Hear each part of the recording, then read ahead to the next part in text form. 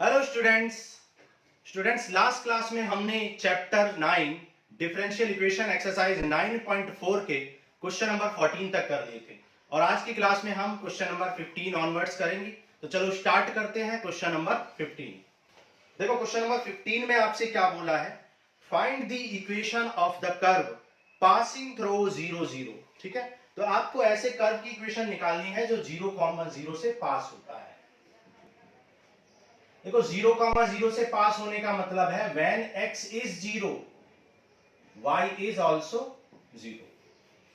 ठीक है, जब x की वैल्यू 0 है तो y भी 0 है।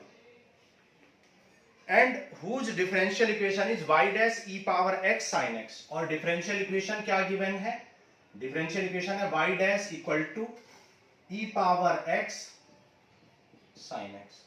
ठीक है, तो y डैश का मतलब क्या है, dy बाई dx आपको गिवन है e power x sin x। तो dx को आप मल्टीप्लाई में ले जाओ तो dy इक्वल टू आ जाए e power x sin x। Now integrating both side, ठीक है, तो dx यहां मल्टीप्लाई में आ जाएगा।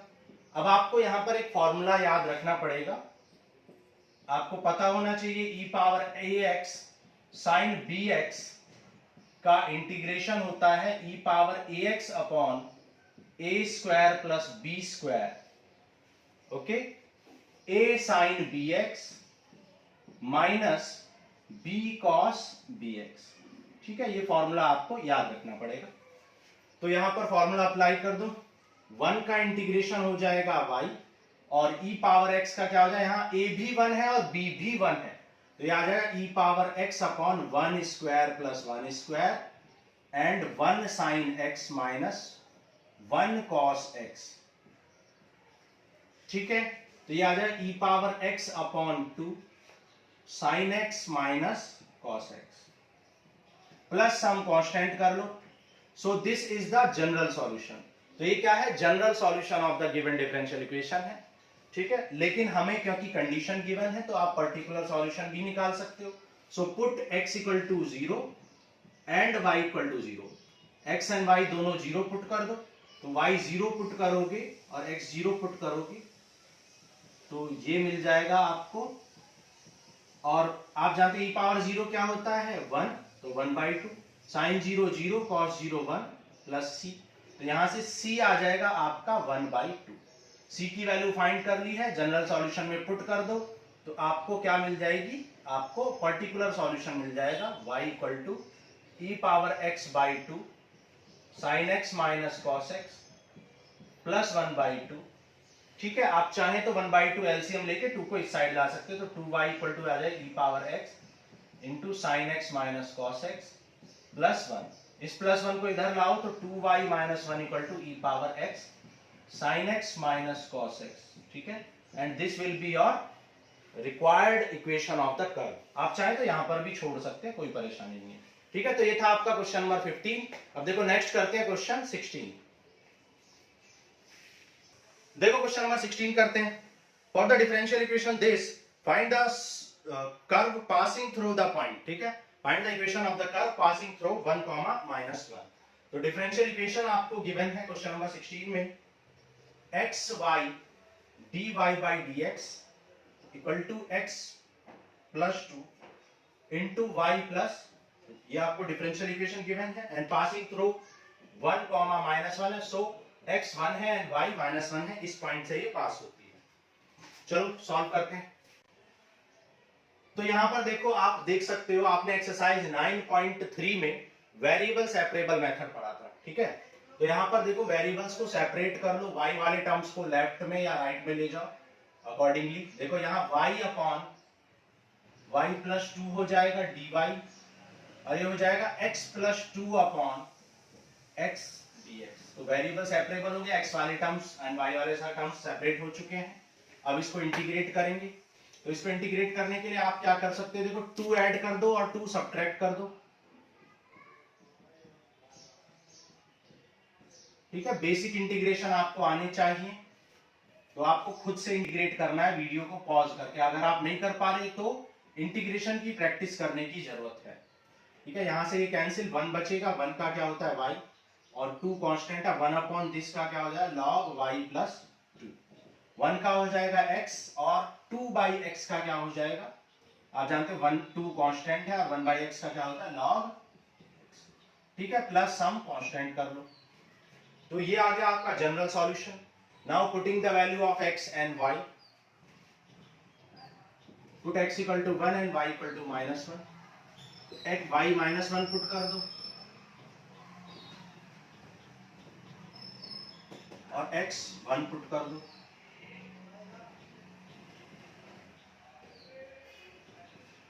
आप जानते हैं log 1 की वैल्यू 0, तो ये 0, -1 + 2 1 हो जाएगा और ये भी 0 हो जाएगा, log 1 की वैल्यू 0, ठीक है। तो क्या बचेगा, अच्छा, और यहाँ x भी 1 है, तो क्या बचेगा -1 और यहाँ 1 + c, सो c आ जाएगा आपका -2, ठीक है। c की वैल्यू को उठा के जनरल सॉल्यूशन में पुट कर दो, तो ये आ जाएगा y - 2 log y + 2 equals to x + 2 log x plus और c की वैल्यू क्या -2, and this will be your answer. आप चाहें तो y = निकाल लो, y = क्या आ जाएगा, x - 2 plus 2 log x plus 2 log y + 2, ठीक है। अब देखो यहाँ दोनों में 2 है, ये पावर में आ जाएगा तो ये आ जाएगा log x², ठीक है, और ये हो जाएगा log y + 2 होल स्क्वायर। अब क्योंकि यहाँ होल स्क्वायर लग चुका है तो अब यहाँ मॉडुलस लगाने की जरूरत नहीं पड़ेगी। सो y = x - 2 plus log m plus n क्या हो जाएगा, log m * n, तो log x² इंटू, या सिंपली आप कह सकते हैं x * y + 2 होल स्क्वायर, ठीक है, and this will be your required curve, ठीक है। तो ये था क्वेश्चन नंबर 16। नेक्स्ट करते हैं क्वेश्चन 17।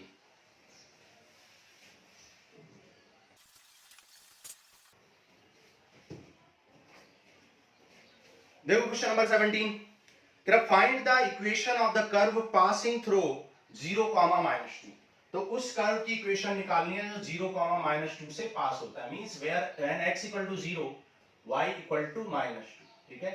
तो उस कर्व पर व्हेन x = 0 y = -2 है।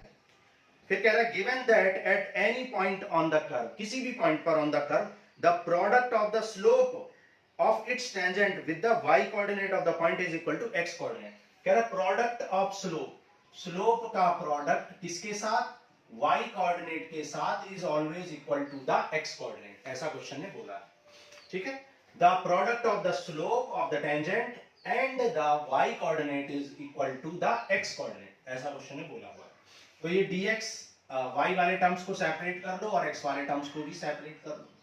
नाउ इंटीग्रेटिंग बोथ साइड, तो y का हो जाएगा y² 2 और x का हो जाएगा x² 2 प्लस सम कांस्टेंट कर देंगे, वैल्यू पुट कर दो, गिवन कंडीशन को पुट कर दो, put x = 0 and y = -2, x 0 कर दो, y -2 कर दो, -2² 2, x 0 है, ठीक है, तो x 0 है तो 0/2 प्लस c, तो 2 2 जब 4/2 दे 2 आ जाएगा, c आ जाएगा आपका 2, c की वैल्यू निकल चुकी है, पुट कर दो, ये आ जाएगा y² 2 = x² 2 प्लस, और c कितना है आपका 2, ठीक है, एलसीएम ले लो, तो y² या 2 से मल्टीप्लाई कर दो सीधा, तो ये आ जाएगा y² = x² + 4 या y² - x² = 4, ठीक है, कहीं भी लिख सकते हो, ऐसे छोड़ दो, ऐसे छोड़ दो, ऐसे छोड़ दो।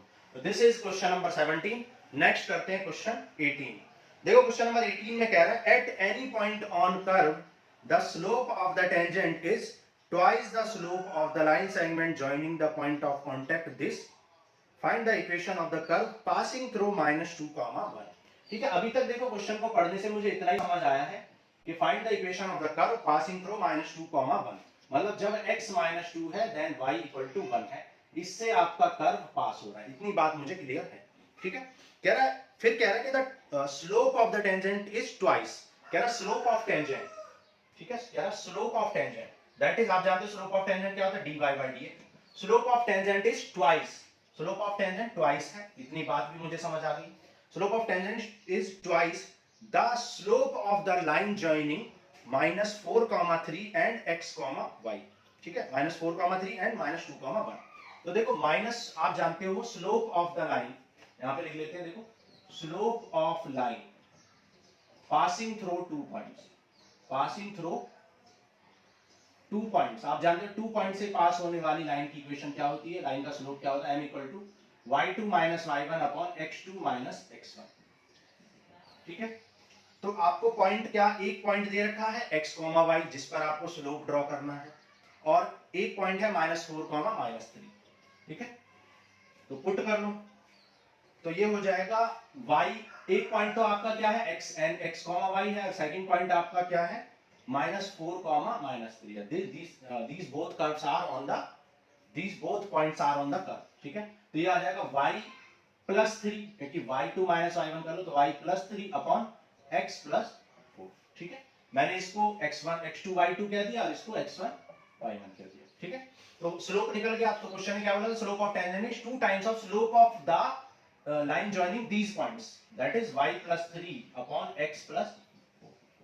नाउ वेरिएबल सेपरेबल अप्लाई कर दो, तो ये y वाले टर्म्स को इधर ले आओ, तो ये आ जाएगा y +3, और ये x वाले टर्म को ले आओ इधर, तो dx upon x +4। Now integrating both side you will gate 1 upon y +3 का क्या हो जाएगा log y +3, 2 1 अपॉन इसका क्या हो जाएगा log x +4, प्लस हम कांस्टेंट कर देंगे। ठीक है, now putting the given condition को पुट कर दो, put x equal to -2 and y equal to 1। तो ये क्या है, आपका जनरल सॉल्यूशन आ चुका है, जनरल सॉल्यूशन। ठीक है, या general equation of the curve आ चुकी है, लेकिन आपको एग्जैक्ट इक्वेशन निकालनी है। कंडीशन आपको गिवन है, पुट करो, log y कितना है 1 और x कितना है, सॉरी y कितना है 1, तो 1 + 3, x कितना है -2 प्लस c, तो ये आ जाएगा log 4, और ये आ जाएगा 2 log -2 प्लस 4, सॉरी, तो log 2 प्लस c, ये 2 पावर में चला जाएगा तो log 4 बन जाएगा ये भी। ठीक है, log 4 से log 4 कैंसिल हो जाएगा और c आ जाएगा आपका 0, और c 0 आ चुका है, c की वैल्यू जनरल सॉल्यूशन में पुट कर दो, तो आपका आंसर क्या आ जाएगा log y +3 equal to 2 log x +4। ठीक है, अब देखिए 2 पावर में चला जाएगा तो ये आ जाएगा log y +3 equal to log x +4 की का होल स्क्वायर। ठीक है, log से log कैंसिल हो जाए तो y +3 equal to x +4 whole square हो जाएगा। मॉड लगाने की जरूरत अब नहीं है, क्योंकि स्क्वायर से ऑलरेडी पॉजिटिव हो चुका है। So this is question number 17 and 18। अब नेक्स्ट करते हैं क्वेश्चन नंबर 19। देखो क्वेश्चन नंबर 19 करते हैं, कह रहा the volume of spherical balloon being inflated. देखो the volume of spherical balloon, तो स्फेरिकल बैलून के वॉल्यूम की बात हो रही है, और आप जानते हो वॉल्यूम ऑफ स्फेयर क्या होता है, वॉल्यूम ऑफ स्फेयर होता है 4/3 पाई r। ठीक है, तो the volume of the spherical balloon being inflated changes at a constant rate. ठीक है, तो कह रहा है the volume of the balloon being inflated change at a constant rate, मतलब वॉल्यूम को जब चेंज किया जा रहा है तो वो कांस्टेंट रेट से चेंज हो रहा है, मतलब rate of change of volume क्या है, कांस्टेंट है। और आप जानते हो एक्सरसाइज 6.1 में आपने पढ़ा था rate of change of quantities कैसे लिखते हैं, rate of change of quantity with respect to time लिखते हैं। तो rate of change of volume with respect to time is constant according to the question. Question ने कहा है कि rate of change of volume is constant. ठीक है, तो dv अपॉन dt क्या है, कांस्टेंट है। अब आप जानते हो यहां पर v की वैल्यू क्या है, 4/3 पाई r³ है equal to k। 4/3 pi constant है, और r³ को क्या करेंगे, r³ को आप डिफरेंशिएट कर लेंगे। r³ का डिफरेंशिएशन क्या हो जाएगा, 3r² हो जाएगा, लेकिन क्योंकि आप t के रेस्पेक्ट में कर रहे हो तो चेन रूल की वजह से आपको r को फिर से करना पड़ेगा, dr/dt। यहां 3 से 3 हो गया कैंसिल, तो 4 pi r² dr equal to k dt आपको मिल गया है। अब आप क्या करोगे, नाउ इंटीग्रेटिंग बोथ साइड। ठीक है, तो इंटीग्रेट कर दो, 4 pi r² dr equal to k constant है dt, r² का क्या हो जाएगा r³/3, और 1 का हो जाएगा t plus some constant, and this is equation number 1। अब आप कहेंगे कि मैंने क्वेश्चन पूरा नहीं पढ़ा, तो हमने जितना क्वेश्चन पढ़ा उतनी इंफॉर्मेशन को नोट कर लिया और सॉल्व कर लिया। ठीक है, अब देखते हैं आगे क्या बोल रहा है। If initially its radius is 3 unit.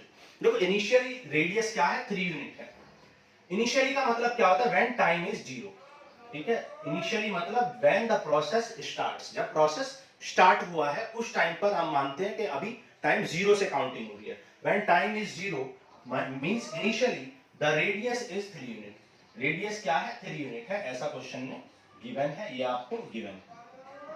ठीक है, तो इस कंडीशन को पुट कर दो, गिवन कंडीशन को, और यहां से कांस्टेंट की वैल्यू निकालो। तो पुट कर देते हैं, तो फ्रॉम 1 तो यहां पर 4/3 पाई आर क्यूब, आर आपका 3 है, इक्वल टू के टी, टी आपका 0 है और सी आपको फाइंड करना है। तो 3 से 3 कैंसिल हो जाए तो 4/3 ऐसे कर लेते हैं, 27, 3 9 जा 9 4 जा 36 पाई, तो सी आ गया आपका 36 पाई। ठीक है, तो सी आपका आ गया 36 pi. Now putting the value of C in 1, now put the value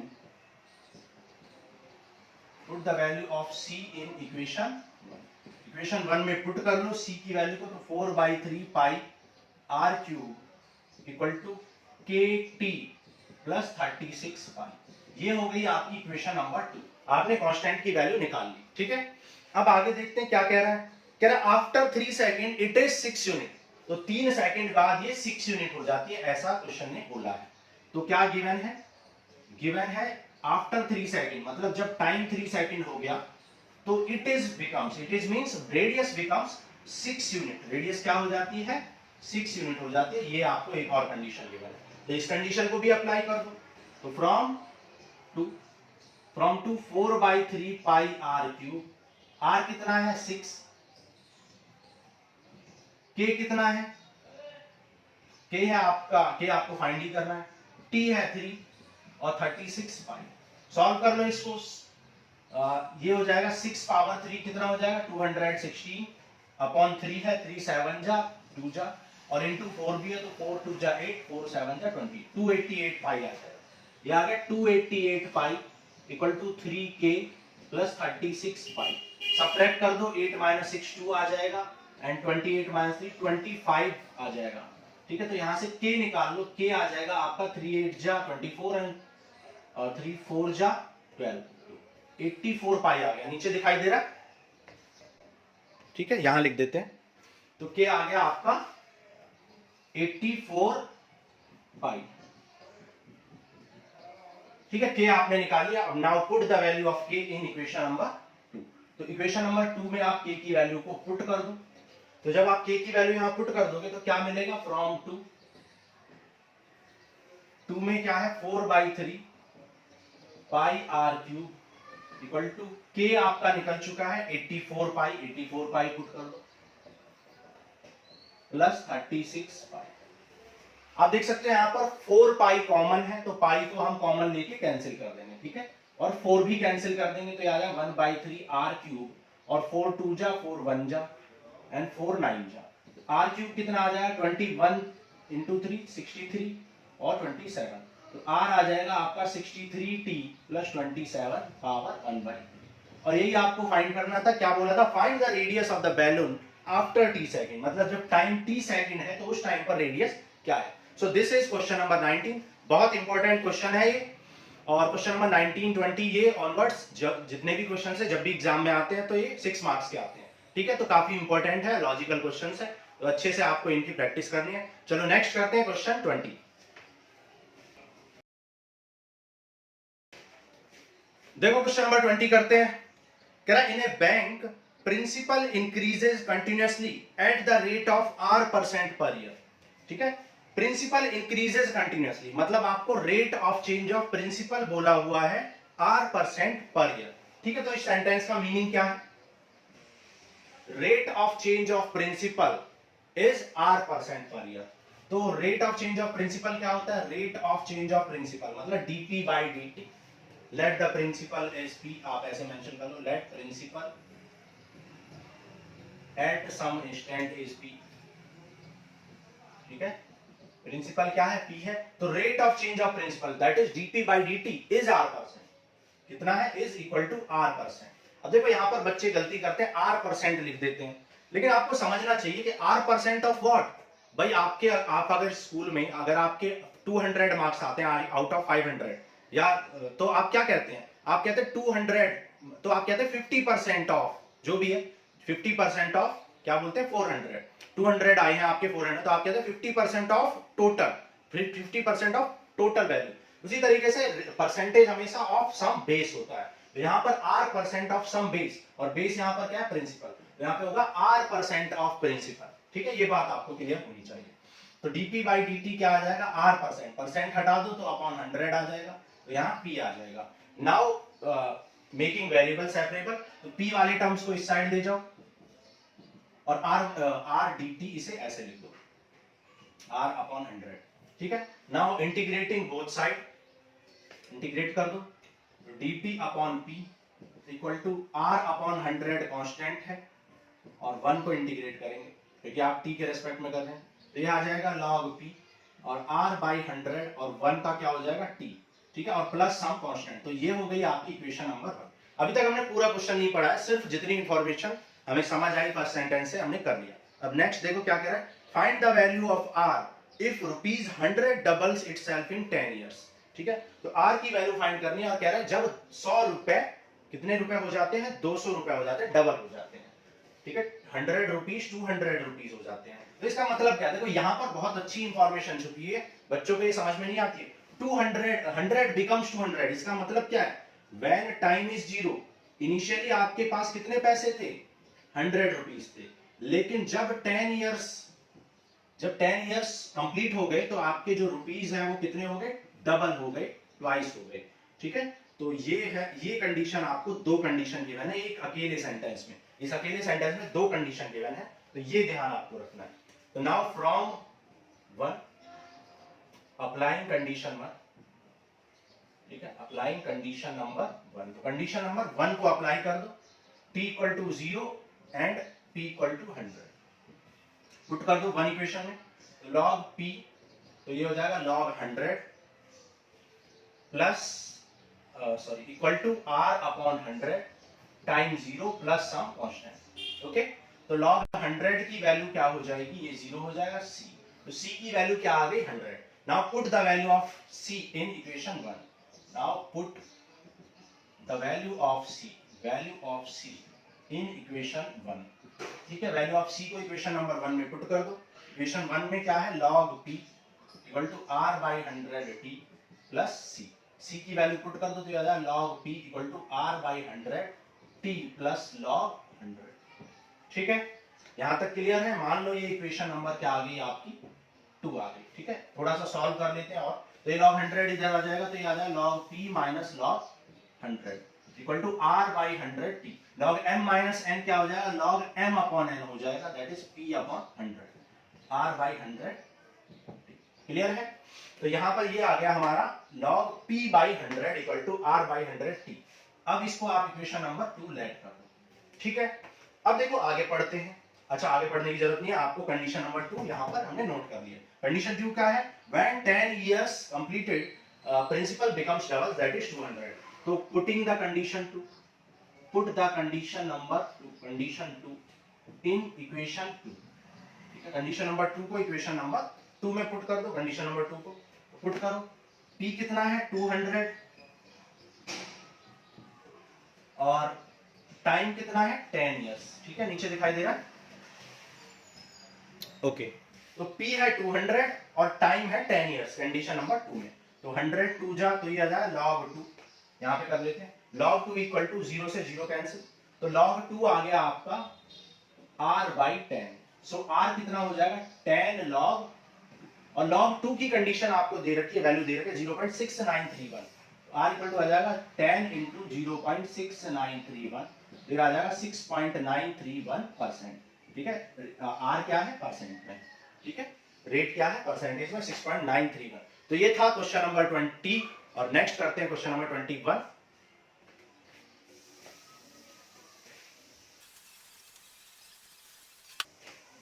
देखो क्वेश्चन नंबर 21 करते हैं, कह रहा in a bank principal increases continuously at the rate of 5% per year. जैसा क्वेश्चन नंबर 20 में बोला था r% पर ईयर, यहां बोला है 5% पर ईयर।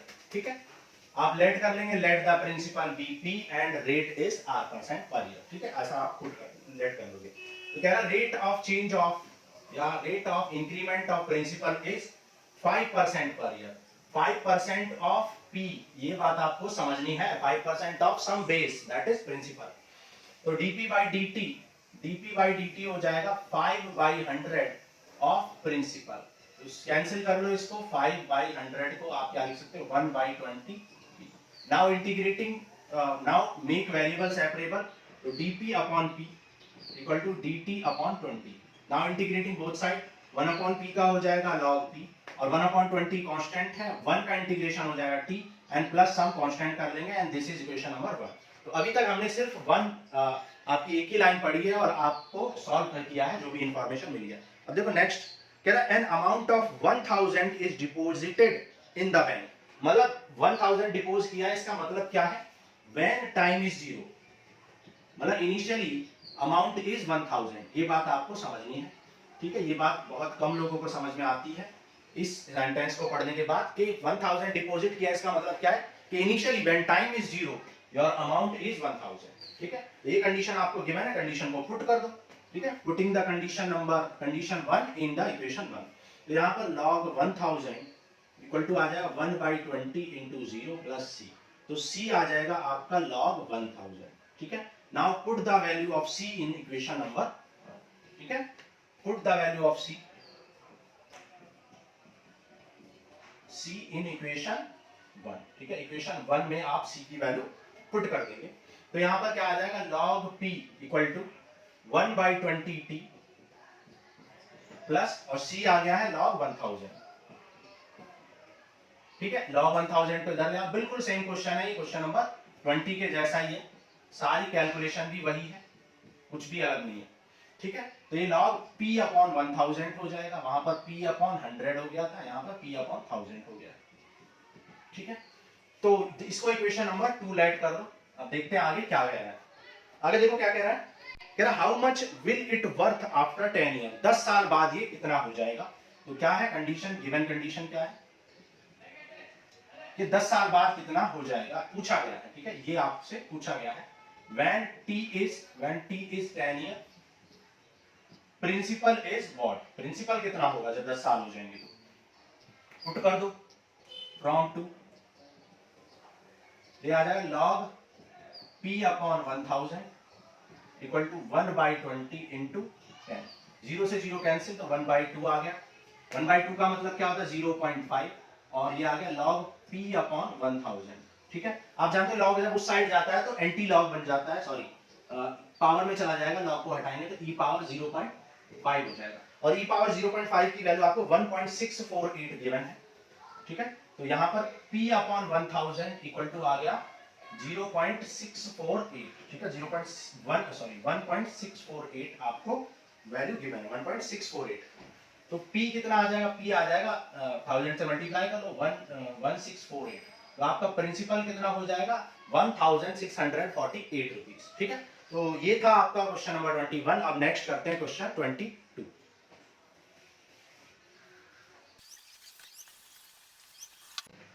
देखो क्वेश्चन नंबर 22 करते हैं। कह रहा है in culture the bacteria count is 1 lakh, ठीक है।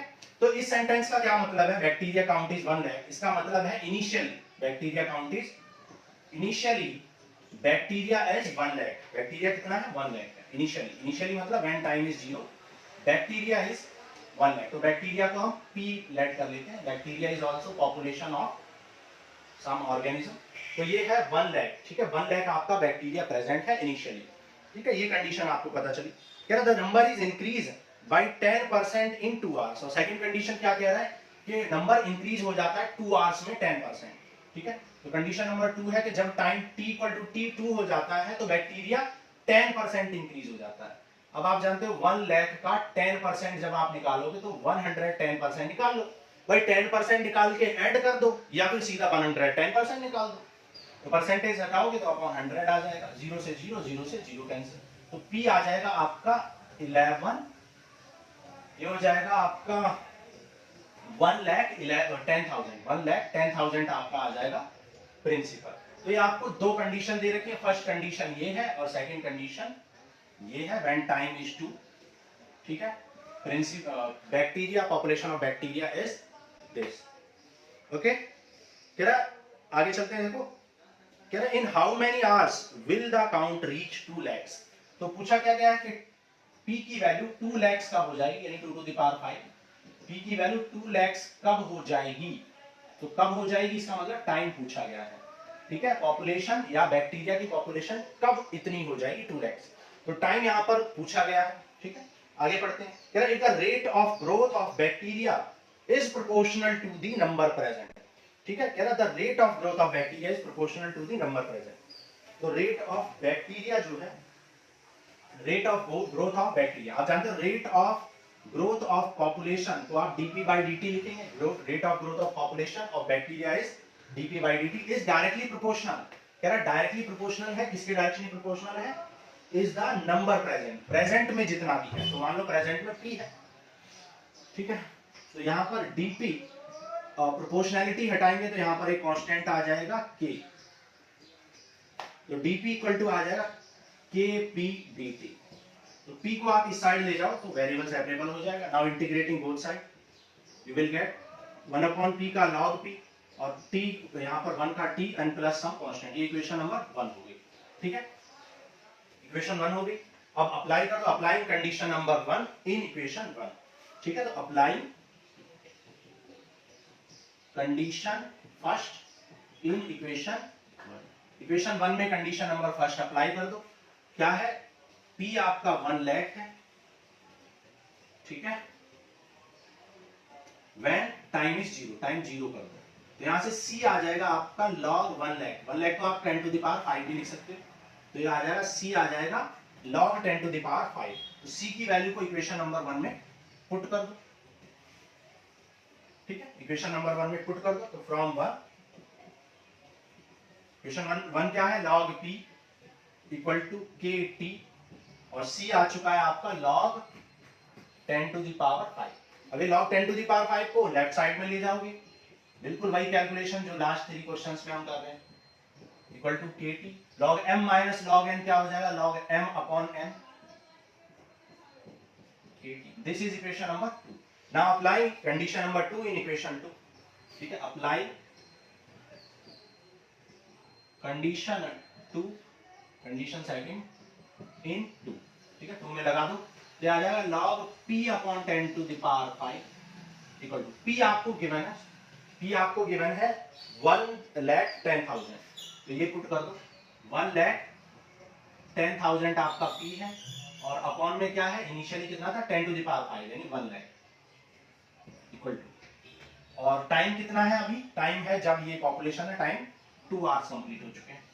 40 से 40 हटा दो तो ये आ गया log 11/10, log 11/10, ठीक है, k इक्वल टू, और k इक्वल टू 1/2 आ जाएगा, तो k आ गया 1/2 log 11/10। Now put the value of k in equation number 2, so from 2, ठीक है, putting the value of k in equation number 2 you will get log p upon 10 to the power 5 equal to kt, k आपका निकल चुका है 1/2 log 1/10, 1/2 log 10/11/10 into में क्या है आपका t है। आप ठीक है, ये हो गया। अब आपसे पूछा क्या है, पूछा है कि जब पॉपुलेशन 2 lakhs हो जाएगी तो टाइम कितना होगा, ठीक है। तो when p is 2 into 10 to the power 5 that is 2 lakhs, तो क्या होगा, तो log then from 2, ठीक है, from 3, when p is equal to this then by equation 3, equation 3 से आपको क्या मिलेगा, log p by 10 to the power 5 equal to 1/2 log 11/10 t। इसमें पुट कर दो, p कितना है 2 into 10 to the power 5, याद है 2 into 10 to the power 5 upon 10 to the power 5 equal to 1/2 log 11/10, ठीक है, t 10 to the power 5 से 5 कैंसिल, सो t आ जाएगा आपका this log 2 एंड अपॉन में आ जाएगा 1/2 log 11/10, ये आ जाएगी आपकी t की वैल्यू, ठीक है। आप इस 2 को ऊपर ले जाओ तो फाइनली आपका 2 log 2 अपॉन log 11/10 ये हो जाएगा आपका टाइम, ठीक है। तो जब टाइम की वैल्यू ये होगी तब आपकी population of the bacteria 2 × 10⁵ that is 2 lakhs होगी। तो ये था आपका क्वेश्चन नंबर 23। नेक्स्ट करते हैं, देखो क्वेश्चन नंबर 22। नेक्स्ट करते हैं क्वेश्चन 23।